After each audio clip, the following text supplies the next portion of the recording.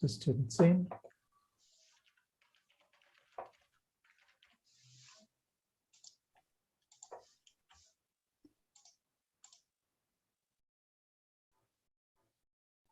Bom dia, pessoal. Bem-vindos ao nosso último encontro da disciplina de Introdução à Engenharia de Som. Nem parece, mas já passou o semestre. E agora, na nossa última palestra, a gente vai ter a presença da professora Wang, que é professora de Arquitetura e Construção na Universidade de Nebraska, Lincoln, nos Estados Unidos. Além de professora, ela também foi presidente da Associação de Acústica dos Estados Unidos. Tem bastante experiência, tem bastante coisa para contar para a gente de como ela chegou até aqui e do que ela tem feito na área de acústica e como a acústica de ambientes influencia a nossa performance. So Lily, first of all, thank you very, very much for accepting this invitation. It's a great honor to have you here and to be closing this series of talks. So please, the virtual floor is yours. Wonderful. Let me share my screen here.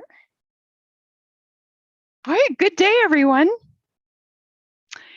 Thank you, Professor Maciaro, for the kind introduction, which I couldn't understand because I only know 3 words in Portuguese, which are eu amo você. Always good words to know in any language. But thank you so much for inviting me as the last guest speaker in this amazing seminar series that you've organized for your introduction to acoustics students. Today, I'll be presenting on, I will just actually put this into presenter view instead of, links between indoor acoustic conditions and human performance and comfort.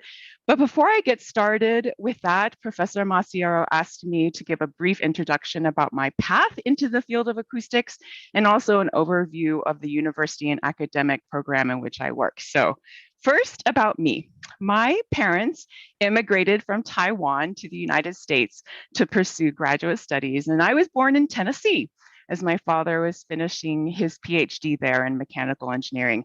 I spoke only Mandarin Chinese until I entered primary school. So like many of you, I technically learned English as a second language. And I had the great fortune to attend an all-female secondary school. And it was there in a physics class that I learned about the field of acoustical engineering. And something immediately clicked. I was 15 years old, and I decided then and there that I was going to study architectural acoustics and design concert halls. I love music. I've been a singer and piano player since I was 4 years old. And while I love music, I knew even back then that I could not make a good career out of it because I'm really not that talented musically. But I also love math and science. And so acoustics seemed this wonderful combination of my 2 passions. So I went to Princeton University, and I studied civil engineering with a certificate in architecture. At that time in the late 1980s, I was unaware of any schools that had strong undergraduate programs in acoustics. So while I didn't get to major in acoustics, I found other ways to stay engaged. I joined the Acoustical Society of America. I found summer internships in acoustics, one at Georgia Tech and one with a consulting firm, Jaffe Holden in Connecticut. I was also fortunate because I found a faculty advisor who let me focus my senior thesis on the structural and acoustical properties of fabric tension membrane structures. This is one in Baltimore, Maryland that I did a study of. And after graduating with my bachelor's degree, I was unable to land the job that I wanted, which was to design concert halls. So I decided to get a master's degree through the graduate program in acoustics at Penn State University. Luckily for me, a faculty member there encouraged me to pursue a PhD instead, convincing me that I had the aptitude for it and that it would open doors professionally, not close them. So my doctoral dissertation there was on the measurement of sound radiation from violins using near-field acoustic holography. Here's a photo of the contraption I built to use in that study. I learned a lot, but I yearned to get back to architectural acoustics. So finally, I was ready to join a consulting firm after I became Dr. Wang, except there was one postdoc opportunity that I applied to and that I really wanted, and that was to study at the Technical University of Denmark, DTU, with honors Christian Gade, who was a faculty member there at the time. And it came to pass, and it was a great year I had there. I learned more about computer modeling, particularly the software Odeon, which was developed by Jens Holger Rindell at DTU, and also about psychophysics and testing human subjects. I also took advantage of the opportunity to travel throughout Europe that year. I listened to performances in concert and opera halls, at least in a dozen countries. I felt very ready then to join a prestigious firm that designed these spaces, but I learned about this opportunity at Nebraska to join their architectural engineering program. They were looking for a faculty member who specialized in building acoustics. Now, being a professor had never been a part of my hopes and wishes. There really were no role models at the time of any professors I knew in building acoustics in the US, but I was intrigued enough to give it a try. So here I am, 21 years later, still at the University of Nebraska, and I am so happy. I realize in hindsight now that I would likely be a terrible acoustic consultant. I love working with students, and I love that my job is to delve deep into problems and add to the knowledge base in building acoustics. And I still had opportunities to partner with acoustical consultants on performing arts spaces that they're designing. So I would not change anything about this path that I've done. And I encourage all of you students to think about pursuing graduate education. Come join us here at Nebraska, for example. I'd love it. I strongly believe that graduate education will open more professional paths for all of you too. My research group, the Nebraska Acoustics Group, is housed within the Durham School of Architectural Engineering and Construction, which has about 40 faculty members. And our school offers programs, both undergraduate and graduate programs in 3 academic areas: architectural engineering, and construction management. Architectural engineering, AE, began in 1999, and we're located in Omaha, Nebraska, in this building that you see an image of, the Peter Kuwin Institute. Our program was started very purposefully because the city of Omaha, which has about 1 million residents in the urban area, is home to 3 nationally, internationally known architectural engineering firms. So it's been a great partnership for our program to be here because there's a thriving building engineering and building construction industry here. Our program in AE has over 200 students, and there are 225 of us that focus in acoustics. And I encourage you to visit these links to learn more. And I was somewhat prepared to go ahead and copy and paste that into the chat in case anybody wants to copy and paste that for later. Okay, now to tell you about the research that I've been working on recently. Did you know that humans, we spend almost 90% of our time within buildings or some kind of built environment? Because of that, I mean, the acoustic conditions in these spaces can have significant impacts on our comfort and also our performance. And I've been looking at that through a variety of spaces. I started because I was so in love with concert halls, but as I have gotten wiser, I realized that actually acoustics in more common spaces, if I study those, we can have much greater impact on a broader the broader society. So I've been looking at them in offices, classrooms, hospitals, restaurants, and I'm happy to share with you some of what we've been working on today. There are some acoustic guidelines that exist, which can give building designers guidelines for how to design the acoustics in spaces. Oftentimes, they will give you limits for reverberation time and for background noise level. I'm showing an image of the cover page of the American Standard on Classroom Acoustics. It's ANSI S12.60 2010.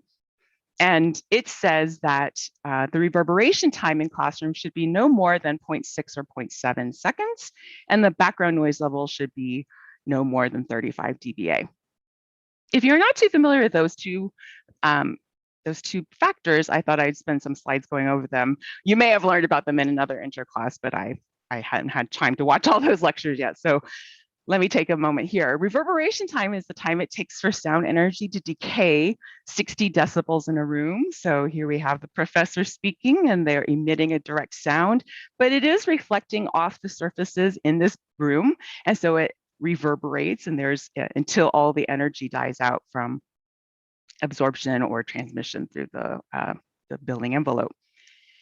And generally, we would want the reverberation time to be lower because we want to hear the signal coming from the talker. So we want a higher signal and lower noise. We don't want to have as much of the reverberant noise coming back and covering up the direct signal.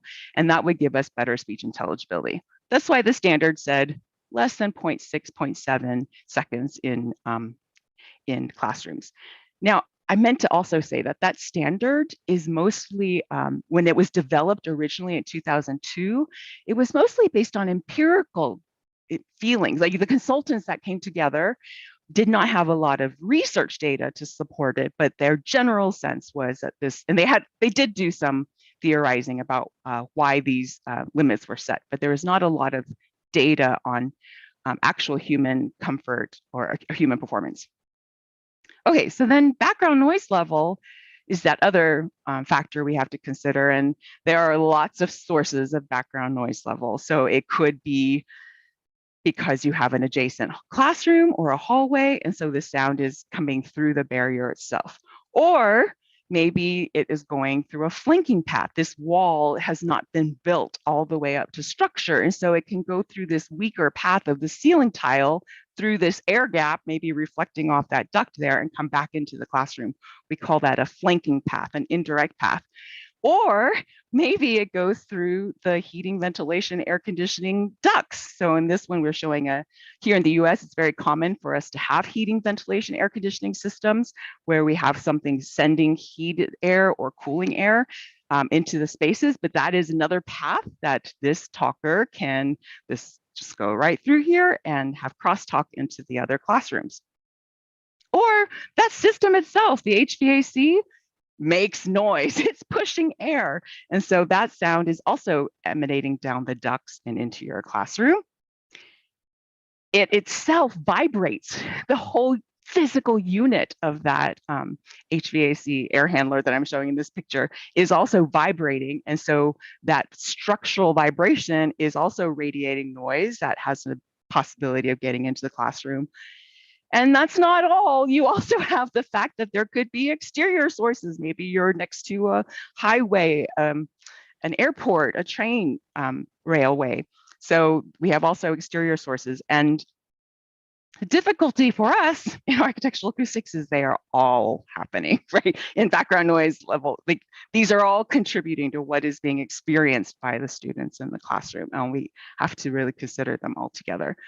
General though, you probably can understand that we want that to be lower. The lower the background noise level, then I can make sure that the signal I want is higher because the noise is lower, and that's going to help speech communication in this space. Okay, so my research goals definitely over the past decade have been to gather more of that evidence-based data to guide the acoustic design of building spaces. I've been very interested in these two questions. How does the conditions of the indoor acoustics, how do they affect human performance and perception? And I want to help use that data to inform guidelines like that standard, that this is what's permissible and this is what's optimal. So I'm going to tell you briefly today about 3 studies that we've been doing where we try to gather human data, human subject data under realistic noise conditions that happen in buildings. So we'll talk about one that I've been done on classrooms, one that has been more, classroom acoustics has been studying children in both primary and secondary school. We did a speech comprehension study with adults, and I've been recently doing some work with restaurants, so I'll give you a brief overview of all of those. So starting with classroom acoustics, I was lucky to get a large grant from the US Environmental Protection Agency, which spanned 5 years. And the purpose of the grant was to look at the impacts of all of these indoor environmental factors on the student performance in those classrooms. So not only acoustics, we also looked at the indoor air quality, the thermal conditions, and the lighting conditions. And we wanted to control for the demographics. So there's a lot of research in the education field that the economic status of students can impact their achievement scores. And so we wanted to actually have that data as well. So we did gather that. We went into 220 classrooms in 5 local districts here in the Midwestern United States. In total, we went to 144 primary school classrooms, and then also you see the number of secondary schools there, 76. And we would go in and deploy a measurement kit that we would leave in the classroom for 36 hours. We went before school one day and then left it there for basically 2 full days of classes, and then picked it up after school on the second day. And we did that 3 times seasonally because my thermal and indoor air quality colleagues were interested in how different that would be in the fall, winter, and spring here in the Midwestern United States. So we have 6 days of measurements from these classrooms throughout the school year. We also make measurements after school of conditions that we didn't think would matter much from occupancy. So these are just some of the photos. We had a kit that we would leave in the classroom that had several pieces of equipment in it, and then many other data loggers. This is a sound level meter that we have hanging in the ceiling there. And here's some pictures of the kit. This is other types of equipment, but sound level wise, we really had these sound level meters. There's one in the kit and one that we hung in the classroom. And we had basically 5 sets of these kits that we deployed at all times, basically over 2 to 3 years. So in terms of acoustics, I had data every 10 seconds over those 6 classroom days. And we did have that in octave bands as well, from low frequency 32 hertz all the way up, to 16 kilohertz. And we used a machine learning algorithm called k-means clustering to take all that data and split it into 2 groups. Was there speech happening at that particular 10-second moment in time? If there was a lot of energy in the speech octave bands, then we categorized it as active speech. And if there was no energy in the speech octave bands, then we clustered it into non-speech. And I'll show you some of that data in a second. We did also measure reverberation times. You may have heard this metric T20 from other presenters this semester. We did it at low, mid, and high frequency ranges. There's something called clarity that we also measured. And we also tried just going in and making a 1-minute measurement early in the morning when it was only mechanical sound.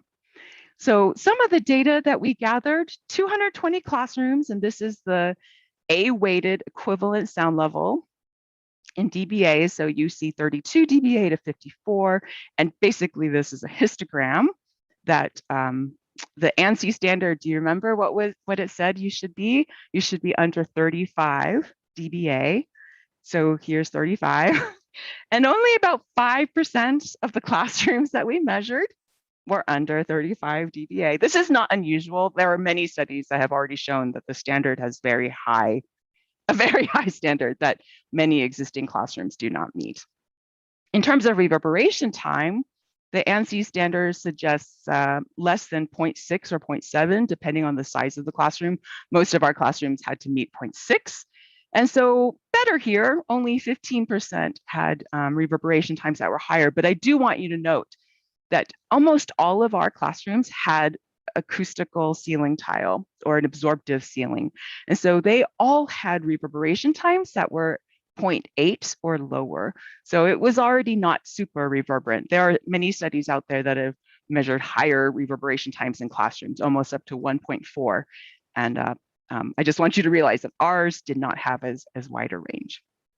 Lily, oh yes. A student of mine measured our classrooms here at the university, and we had up to 2 seconds.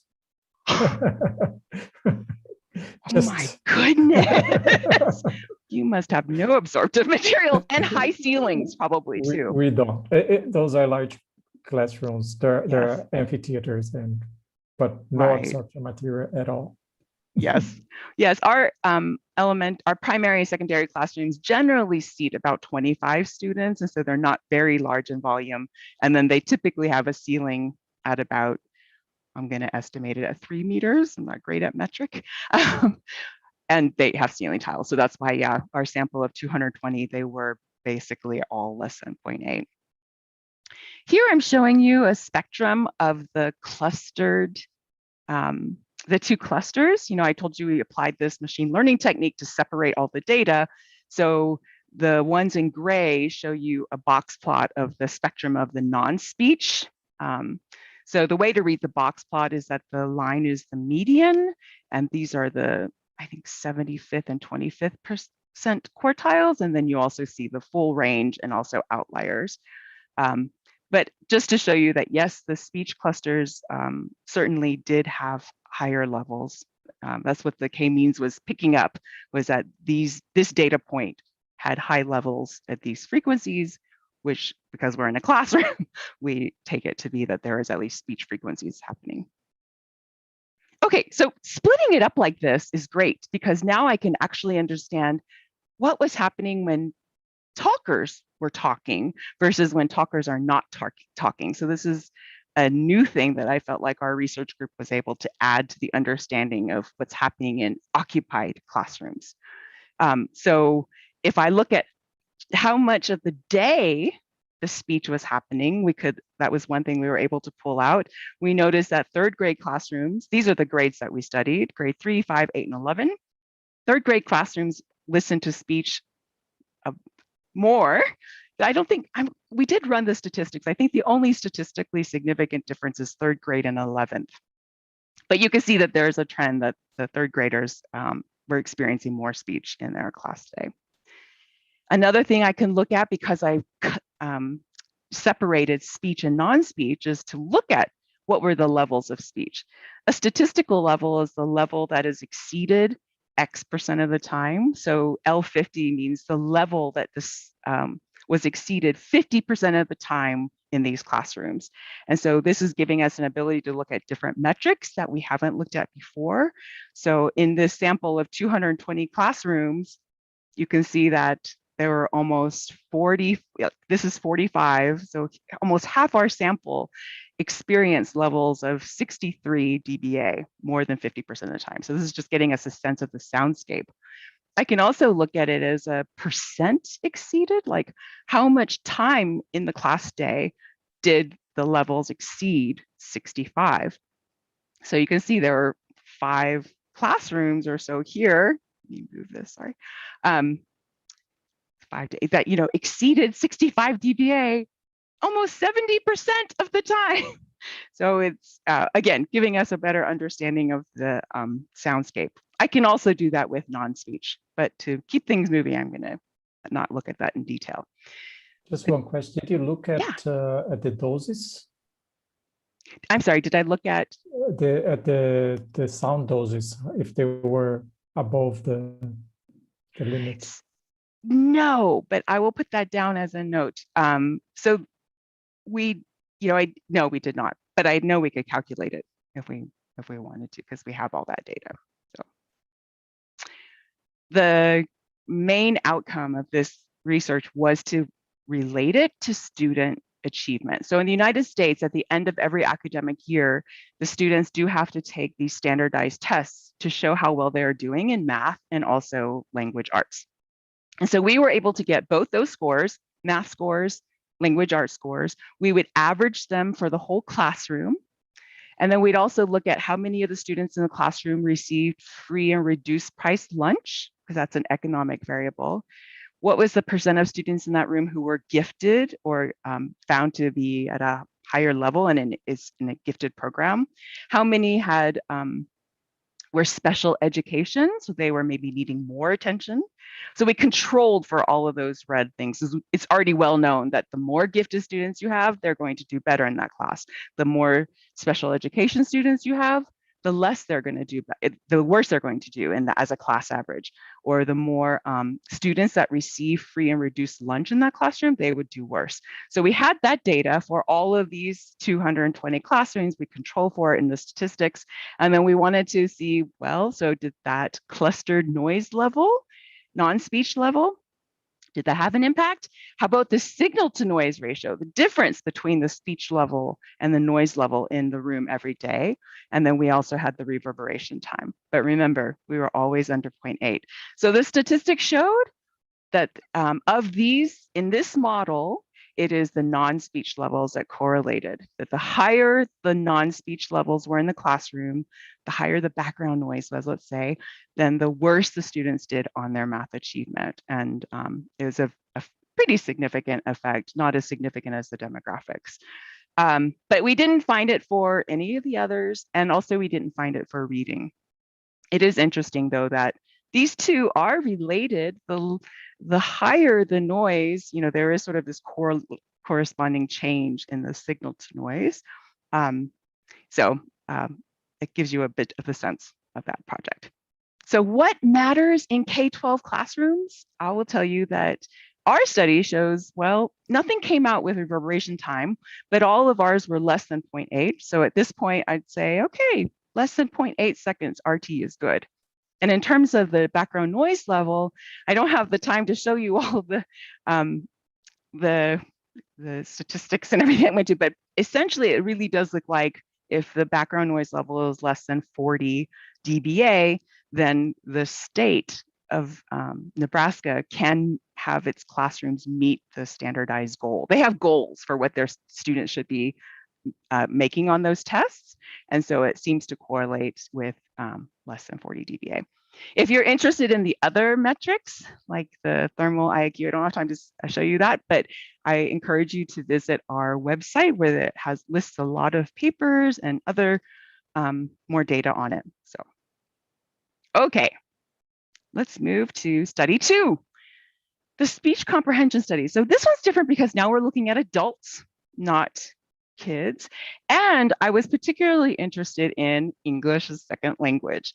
There's a huge statistic. 21% of the children in the United States speak another language at home. And here in the United States, the foreign-born faculty members in science and technology, engineering, math, it's a very high percentage. Back in 2012, they found that almost 54% of the faculty members in engineering were not native English speakers.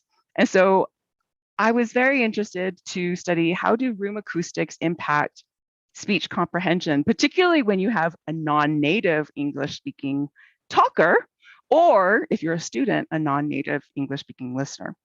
And I underlined comprehension because it's not just intelligibility. One thing I wanted to add to the knowledge base was it's not just a word, like please mark the word dog.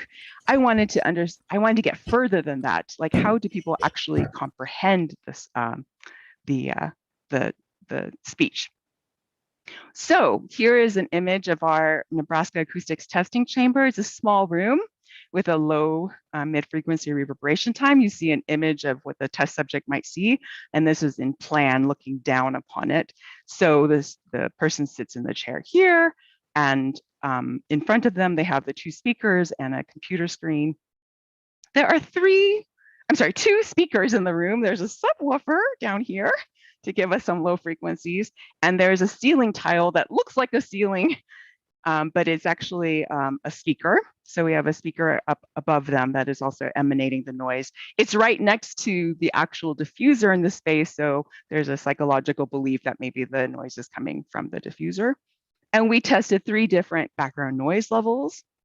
And then we were also interested in 5 different reverberation times. And we basically simulated these in that software program, Odeon, and we're able to come up with a range of reverberation times. So now we went all the way up to 1.5. So we did 0.3, 0.6, 0.9, 1.2, and 1.5. And what the subjects did is they came in and they would see on the main screen questions, speech comprehension questions, and they had a little keypad to answer the questions. And so we were measuring their accuracy in terms of percent correct. Now, the noise conditions that we studied, I didn't say what they were, but they were meant to be realistic. And so nothing was louder than 70 dBA. We were really doing basically 40, 50, and 60 dBA. And so if we only left it at the task, people actually can do quite well because they can really focus and figure it out. So what people do then in the research world is they make it harder. They make a dual task. So while the person has to answer the speech comprehension, they are also on this computer, they see a circle with a dot. And they have to, with their dominant hand, use a stylus to move the dot or to move a cursor to match the location of the dot. So they're tracing the dot, and the speed of the dot changes as the person is testing because we're trying to maintain 80%. So if they're not doing well, it's too hard, then we slow the dot down until they're at 80% again, and then we start speeding it up. So they have to both do this adaptive pursuit rotor task while they also are trying to answer the speech comprehension. And as I said, is to avoid the ceiling effect that if we don't do that, it's actually easy and people get 100%, even though they might be working very hard. So we add the secondary task to use some of the cognitive load. And really, I think it's more like realistic listening scenarios, at least in traditional didactic lectures. Okay, so the test, we had 15 equivalent tests. They were all recorded anechoically by female and male talkers in an anechoic chamber. And there were 4 types of them that a subject would complete in 15 minutes. So in 15 minutes, they keep tracing the circle. And at the same time, they are doing 4 types of comprehension tasks. So for example, the photograph task, they would see this on the computer screen. And then they would hear, A, she's looking for a suit. B, she's picking apples from a tree. So this is what they hear in the reverberant condition that we were making. So we made all these in Odeon. And then they have to use the keypad to pick the right answer. So we felt that this was more than just saying, you will mark the word dog, please. They really had to listen orally to what was being told to them and comprehend it. And so we have 4 types of tests, and I don't have time to go through all of them. If you're interested, we could talk about it during the questions, but here are the results. So for sure, we deliberately recruited non-native English talkers and non-native English listeners. And for sure, the proficiency of the subjects with English had a significant effect on their results at a very significant effect size. But we also found a significant effect of the background noise level. So we did these 3 background noise levels. You can interpret these. We were using something called room criteria, but really this is 38 dBA, 48 dBA, 58 dBA. This was very significant, that the louder it was, the worse people did. And I drew some lines here. So this first dotted line is the 30 dBA. This one is the 40 dBA, and then this black one is 40, 50, 60 dBA, and different signal to noise ratios. But what I want to focus here on is notice that this axis is your English proficiency score. So if you're a native English talker, your English proficiency score is very high. And you'll see you don't degrade that much with the background noise. You do lose some performance on speech comprehension, but not a huge amount. But if you are not a fluent native English talker listener, then the effect of the background noise is much more impactful on you. So there is this significant interaction that the background noise was significantly more impactful than reverberation time. So we take that to say, okay, so how does this help the real world? So room designers, if you're thinking about background noise, what we thought was interesting is it depends on the talker. If you only have native English talkers, then you can actually afford for the background noise to be a little higher. You can actually have it be almost 50 dBA, and both native and non-native English listeners will do pretty well. But if you have non-native English talkers, you do need to lower that background noise. Both these groups have problems listening to non-native talkers in even the 48 dBA. So So that's why I say background noise level depends on the talkers. But interestingly, reverberation time depended on the listeners.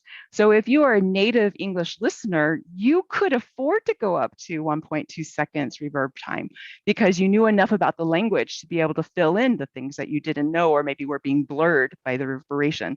But if you're talking about non-native English listeners, then the reverberation time had to be much more strict, less than 0.6. So we thought this was a very interesting result. So I just wanted to point out, hey, this is looking kind of consistent with what I showed in the first study that we also just found, right? That good communication, we really do need that reverb time, less than 0.8 here. If you could, we had a delta of 0.3, so 0.6 conditions were just fine. 0.9 is where the difference started to be obvious. And this also still being like 40 dB. Okay, last one, restaurant acoustics. I think I'm doing okay on time so far. So restaurant acoustics, I know it's been a long time that with COVID-19 pandemic that we have been to restaurants, but I started this before the pandemic. Before the pandemic, there was in the US popular press a lot more attention that was being paid to acoustic conditions in restaurants and how bad they were. So I have some links to these popular articles and I'll put them in the chat if you're interested. So there's a book that rates restaurants that is popular in the United States called Zagat. And every year they put out a report and they poll the restaurant goers and ask them what's their most bothersome aspects. And year after year, noise is the winner. Noise is reported as being the most bothersome aspect of restaurants, above the service even, or the fact that there might be crowds, high prices, or difficulty parking. But what's interesting about restaurants is that there currently are very few, none that I know of, but I don't claim to know everything in all the countries around the world, but there are no guidelines, certainly not in the United States, or performance standards about restaurant acoustics. You saw there was that classroom acoustic standard, and there actually is healthcare standards too, but nothing yet for restaurants. And the Acoustical Society of America has convened a working group to start working on this. And so I thought this was a good time for us to start doing some research, more research, adding to what other colleagues are doing around the world. Many of them around the world, they'd measured, I wanted to use the same measurement kits that we had used in the classrooms. I thought, why don't we just apply them to restaurants for longer periods? Because many of the previous studies only had studied a few restaurants and maybe they'd only measured it for like 10 minutes or something. The data that's out there has not been easily accessible and it was not necessarily scientifically precise. But there is this advent of the fact that we all now have smartphones and amazing software and hardware on these devices. Oh my goodness. I just turned on my flashlight. And one app that I was introduced to is Soundprint. Soundprint likes to advertise that they are like the Yelp for restaurants. It's free, downloadable for both iOS and Android. I highly recommend it to all of you to download it. It allows you to go to a restaurant and just make a measurement, and then it's crowdsourced to the Soundprint database, and then you can share that with users around the world. So if I'm in a new city, I can look up Soundprint and figure out what the ratings are of different restaurants in the city and pick one that maybe is reasonably quiet, because that's very important to me when I go to restaurants. So I did a study. The owner of Soundprint had taken many, many, many measurements. He lives in New York City, and he took a huge number of measurements in New York City restaurants and bars over a 2-year period. 2,400 restaurants almost were measured at least 3 times, and they were included in this analysis. And I would like to try using Menti. So I think this could be fun. If you have a smartphone, if you would go to menti.com, to this website, and you can enter this code, or alternatively, you can go straight to this link that I just put in the chat, and I would like you to answer, what percent do you think when they did this study, did they find that they were measuring sound levels in these New York City restaurants? What percent were found to be safe for, oh, and you know what? I just realized I asked the question wrong. Darn it. Like, actually, that's terrible. Now that I'm thinking, I should have. So actually, the percentage that I wanted was what percent of them were found to be not safe. Sorry. Here, let me, I think that I can, I think I can try to, let me just try to, I'm going to exit this as, oh, I can, what I think I can do is I can reset the results. Reset. Okay, so now try again. So now that you know that the question should be, what percentage were found to be not safe? And by not safe, I can tell you, let's assume that's like above 71 dBA. So what percent were found to be not safe? I'm going to correct my code here. So I love this interactive method. You can see how many of you are responding, and you can also see in real time what the responses are. And I'm always sort of tempted to sing at these moments, you know, just to fill in the sound. But okay, we have a range of people answering. So did everybody get that to work? Okay, yeah, so some people were getting more. Okay, we will have 2 more Menti polls in this talk if we get to it. So we just keep that handy for now. So I wanted to show you what is the correct answer. Press enter to show the correct answer. The correct answer is in this, and so most of you got it correct. Very good. The answer is 71%. So from the data that they had gathered using this crowdsourced app, they could see how many of the restaurants were, oh, actually, so I had that wrong. It wasn't 71, it was 76. How many were quiet? How many were moderate? How many were loud, 76 and above? And how many were very loud, 81 and above? And so at the restaurants, it was 71% of the restaurants were above 76 dBA. Bars, you can see it was even worse. So what that was, it was even higher at 91%. So that's quite extreme and worrisome and helpful to know. But I was interested in, if we're going to make a performance standard or some guidelines for design, we need to better understand not just what's happening at a crowdsourced moment, but what's the form in every restaurant? What are the materials? What are the seating arrangements? How dense is it? How occupied is it? And what are the background noise levels? And so we was very interested to start doing a survey of restaurants where we gather all this information, and it could be used to inform a restaurant acoustics guideline or standard. So before COVID hit, we managed to complete around 5 to 7 restaurants. And so here's some pictures of the restaurants that we went to in our local area. And we needed to know occupancy. So I'm also showing you the image that we would gather from thermal infrared cameras so that we can know occupancy. So we deployed these kits where we would log the sound levels throughout the space, and then also have occupancy through the infrared images. And here's some data, for example. Each of these is a dosimeter that was left in this restaurant, and then we can average them. And after we have the average, we can compare that to the occupancy. So we have had some of this data, and I had some students do master's degrees on this. And I can tell you that we're still working on it. Some of the results I can show is that in most of the restaurants, the sound levels did not vary greatly after it became occupied, less than 5 dB. And if you look at the statistical levels, like the loudest levels exceeded 10% of the time, minus the levels that were more the quieter levels, 90% of the time, it's about a range of 14 dB. So these are the kinds of data that I'm interested in gathering, and we're trying to continue in a post-COVID environment if possible, not yet, but we had identified 17 more restaurants and we were really wanting to get up to like 100. And so we are working on improving things.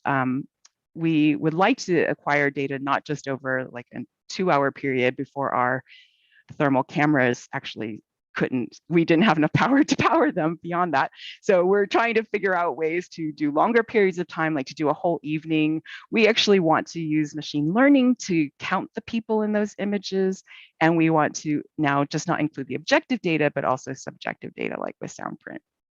So that's our goal. So I'm at the end, basically. I hope that you have enjoyed hearing about the work I've been doing on how acoustic conditions can have significant impacts on human performance and comfort in classrooms, in terms of speech comprehension in restaurants. And so we're going to go back to Menti and do our final quiz for active learning. So have you learned for good speech communication, what are the appropriate guidelines then for reverberation time and background noise level based on the results that I've shown? So we're going to go back to that same Menti. This time, I think I will try to play some music. You hear that? Is it too loud? Here, we'll just make it like that. Okay, just a little music, and we'll go back to our Menti. We're ready to go. Oh, I forgot that I needed to play it after I exited, maybe. That's gonna keep. Sorry, I thought I had this. All right, so for speech, let's do reverberation time first. So for good speech communication, what are appropriate guidelines for reverberation time? Those rooms, if you want to communicate, they should be no higher than what number? So hopefully you can get on your Menti. Oh, flashlight is still on. Yes, 0.3 to 1.5. And I see 9 of you have gotten involved. Hopefully that music is not driving you crazy.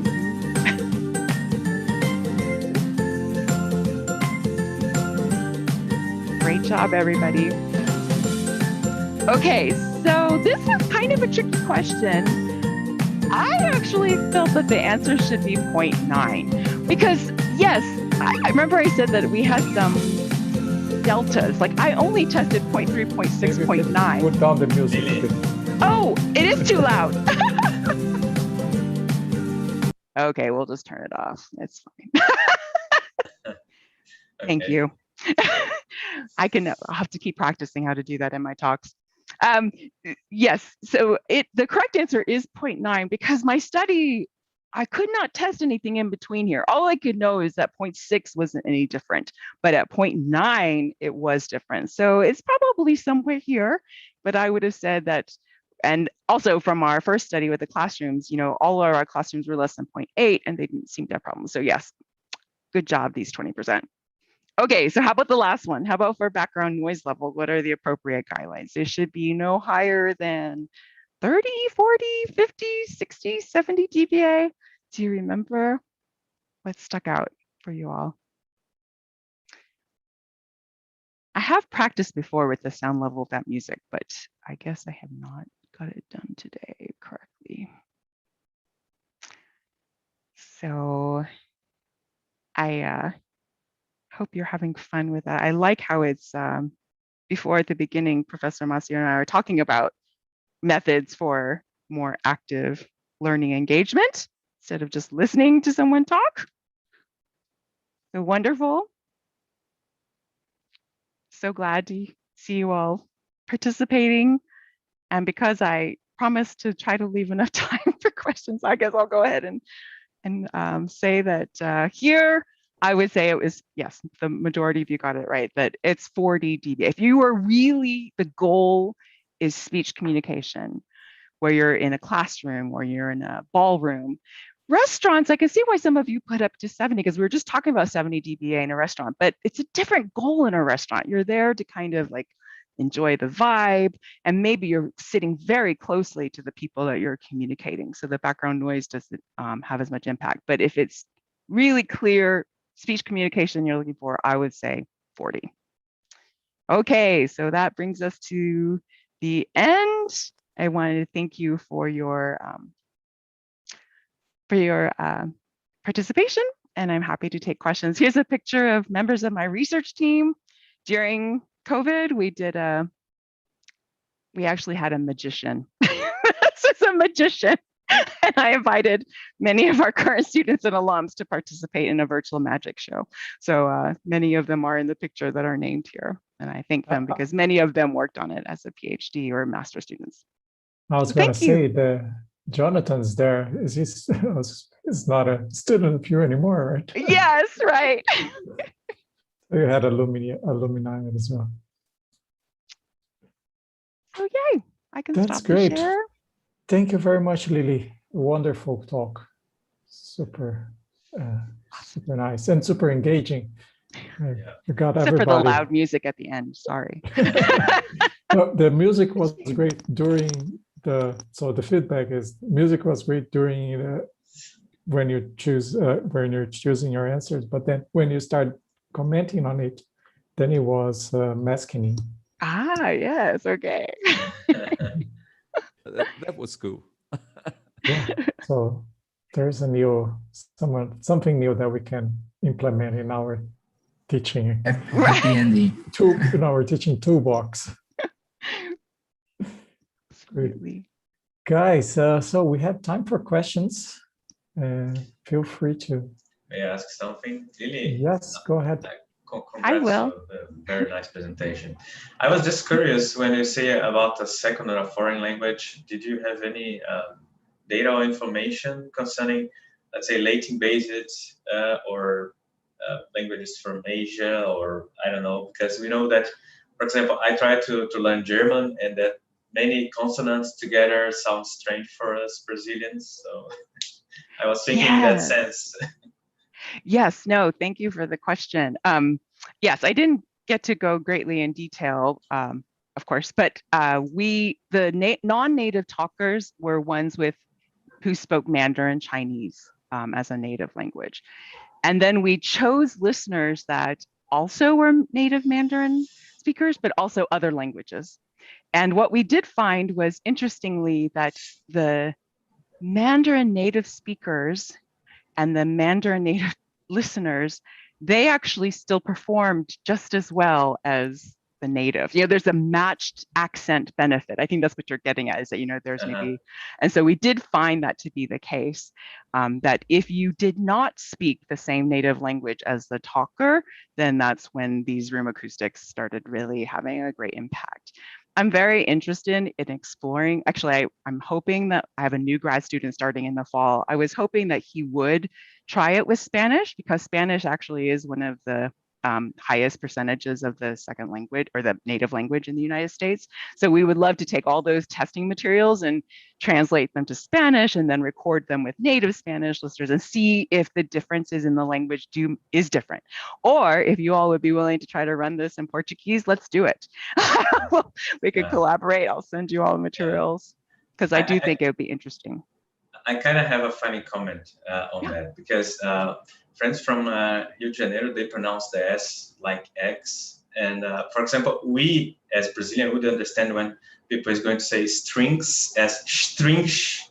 Yeah. But I don't expect someone based on English would kind of understand, because the context of the switch. So I was imagining that when you said, when you're talking another language, you kind of understand the way your colleague is missing some sounds. That's exactly right. And that is what our data showed. There is a matched accent benefit where the room acoustics, they perform just as well as the native English talkers and listeners.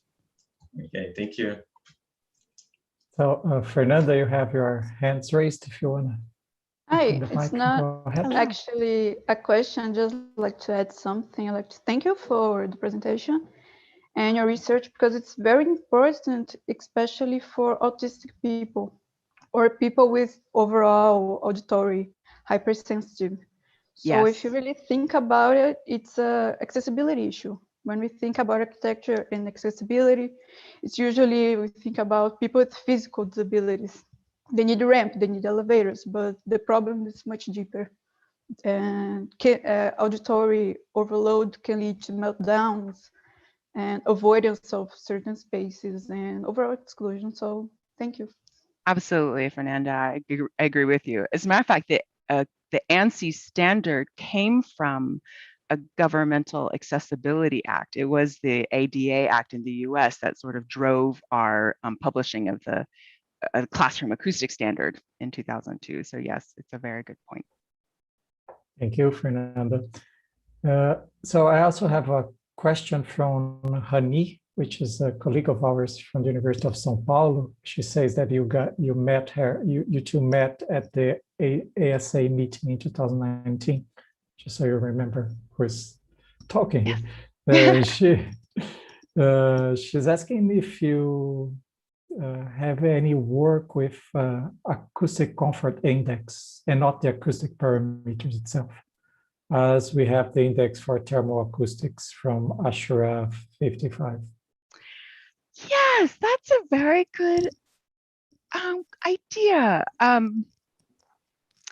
So I guess the easy answer is no, we have not been working towards that. I worked early on with metrics, which is like why you still see RC. Like there are various indoor noise criteria systems, noise criteria, room criteria, Mark II, RNC. And so in I would say my first decade, I was very interested in figuring out which of these really made sense. And I guess I've come in my older, wiser age to just feel that DBA actually is good enough. So for many of the studies I did in the late 2000s, I would compare how well the metrics did with how people were performing or subjectively saying they felt. And I myself have just come to a feeling that DBA is actually fine. So I don't feel like we need to make a whole lot of other, like, of course I just feel like it complicates things. And so right now I have not thought about that, but I will, thank you for, we should continue talking. That's an area to go into. But yeah, DBA does give you a good first approximation. And I guess for some situations, this first approximation is just good enough. That's true. And I did not talk today. We also have done lots of work on tone. So mechanical systems, because they have rotating components, they also often have tonal peaks. And also they might, in the United States, vary because the system turns on and off, or maybe it's a variable system. So the levels are also fluctuating. So that is where DBA fails. It cannot do well at those kinds of funkier parts. So you're right, that it's a good first order. Thank you for. Yeah. And Hani is saying that she also agrees with you. She's just saying that just lots of people ask her the same thing. So she was asking for your opinion. And that's me being the translator from YouTube to Zoom. Oh, great. Yes, I don't have the YouTube open. Yeah. Good. Any other questions? Eric? Luis says he has a question in the chat in Zoom. So if he wants to open the mic and camera. Thank you, Professor Eric, and and thank you, Ms. Wang, for the presentation. I have a question about the how the team is made up for the dual tasking experiment, for example, that was very interesting for me. I like psychology a little bit, like behavioral sciences, neurosciences, and decision-making psychology. So I was thinking about how is the team made up? Basically, psychologists and acousticians, or maybe there's some overlap, a lot of acousticians that also like psychology and vice versa. Oh, absolutely. The acoustics field is actually very broad. And I would say there are many, many people who work in acoustics in the psychological sciences, also perceptual sciences. But yes, it's been fun to, in a way, bleed into that area, because I think if I were not an acoustician, I too would be a psychologist. I think the inner workings of the brain and how we thrive and don't thrive are very interesting. So yes, it was very fascinating that when we first started doing pilot tests, that's the thing. People could get 100. We didn't have the dual task yet, and people could get 100%, but it might be really stressful or hard, because they have to really concentrate. So to try to measure that, yes, we did get that from the people in the more psychological realm, where they're like, yes, you have a certain cognitive load ability, and so if you start using that up, then that starts to make the other task harder. And so then we don't get 100%. The people don't test 100%, even though they could have if they didn't have to keep tracing the dot. But. Right. Yeah. I've never seen in any other psychoacoustical experiments this dual tasking scheme. So it was very, very interesting. And thank you. We are not the first, to be fair. We are not the first ones to do it. And so, yes, I'm happy to point you to some of the other researchers who have done that. Oh, but, please. I'd appreciate it. Yeah. And may I email you, maybe? Yes, absolutely. Okay. I'll type it in the chat in case anybody didn't get that. Thank you. And about the restaurant data, you said you are still working on it and you're planning on using machine learning techniques. Have you started it yet, or you're still going to do it? We are still going to do it. And I actually just had a great conversation with some of the professors on this Zoom that I would love to partner with some of you if you're interested in that, particularly those of you who are in electrical engineering. I have been on sabbatical leave this semester, and I took a class on practical machine learning. And so I have learned, but I didn't do the homework. This is what I said to them. I didn't do the homework. So I know now all the theory, but not the practice. And I know it can be done. If you look back at that image that I showed, it's so funny because the data that I have currently, I did have an undergraduate student sit and count every image. Oh, wow. Yes, but that's why we're going to do many more. And there are these tools available. And I'm told that, that the image processing, that this has already been done. But yes, our group is not there yet. So I would love to partner with anybody. Are you planning on work with Python or MATLAB maybe? The class was in Python. I don't know if I don't know enough so I have a lot of code in Python. I feel like I could adapt at this point, but we have not set in finality what we're doing yet with that. Actually, what we've been struggling with before that is I really want it to go longer. We're having problems getting a longer time period. So the problem is that I run out of power somehow in 2 hours, and I'm trying to figure out ways to make it go longer. Can't you just put the power cord on it? Yeah, but we want to be, these are restaurant partners that are letting us in. So when we did the classrooms, we had external power for all of those meters. We want to make it very safe and compact. And so I could, but I didn't want to. I didn't want to be limited by that. So yeah, that's something. And just to add to the matter of machine learning, yesterday I was at a master thesis defense where he was presenting a machine learning algorithm that he tested to track automobiles, to track cars in the highway. He wanted to, in the end, count how many cars were passing through and determine the flux. And he was doing a great job. He could hit 92% precision. That's great. Counting cars. So, and those are moving objects. Right. People in a restaurant, they aren't moving like cars in a highway. So I would say it's easier. It's an easier task. So you can definitely do a good job with that. Yes, that's our goal. And any help is welcome. Going back to that question from Luis, I think it would be very interesting to the students here. If you could tell us your grad students, what are their background? Yes, thanks for asking. Are they all architects, or are they? No, as a matter of fact, that's a very common misconception.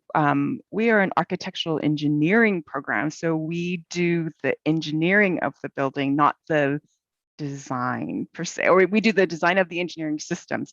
Sometimes I will describe that buildings really have a triangle. There's architects, there are engineers, and that's who we're training, the architectural engineers, and then there's the construction team, and it really takes a collaboration of all three of those. So our students, they are in a way Renaissance engineers. They take statics and circuits and thermodynamics, and then they learn about the structural systems of the building, the electrical systems of the building, the mechanical systems, and they choose one to focus on in the end. That is our undergraduate. It's a 4+1 bachelor's and master's degree. But my master's of science and PhD students, they come from all kinds of background. Because we are in an engineering college, we do actually still require math through differential equations and physics-based, calculus-based physics 1 and 2. But we do have people come from physics, from math, from electrical engineering, because there are not, that many undergraduate acoustics programs. So we have all kinds. It's hardest if you are coming solely from a music perspective with no math or science background. It's not impossible. We basically say that they have to still take those math and science classes, and then we admit them. But thank you for asking. That's a very important question, because we are here trying to convince undergrad students to come and join us in the acoustics. So it's important for them to know that in any acoustic program, you can come from different areas, and it's a very interdisciplinary and multidisciplinary subject, and everybody is very welcome and everybody can contribute. Yes, very much. Good. Are there any other questions? I don't see any in the chat. So we are already past the hour also. So once again, Lily, I want to thank you for the presentation, for taking the time to share your work with us. And I wanted to ask everybody to open up their cameras and their microphones, so we give a hand of applause. Fun. Thank you all so much. It was a lot of fun. Thank you very much, and thank you, Bruno, for putting this together. Thank also all the students that were participating throughout the semester. It was a new experience for us to have this course all remotely and with talkers, presenters from all over. I wouldn't say all over the world, but at least half of the world. And we hope I can definitely say we learned from this experience, and I hope to keep with that and expand on this idea and expand on collaborations as well. Definitely. Thank you. Thanks to all of you. Thank you. Thank you so much. Happy winter break. That's true. We would need perhaps 2 hours today. Or even more in a party. Yes, some karaoke maybe.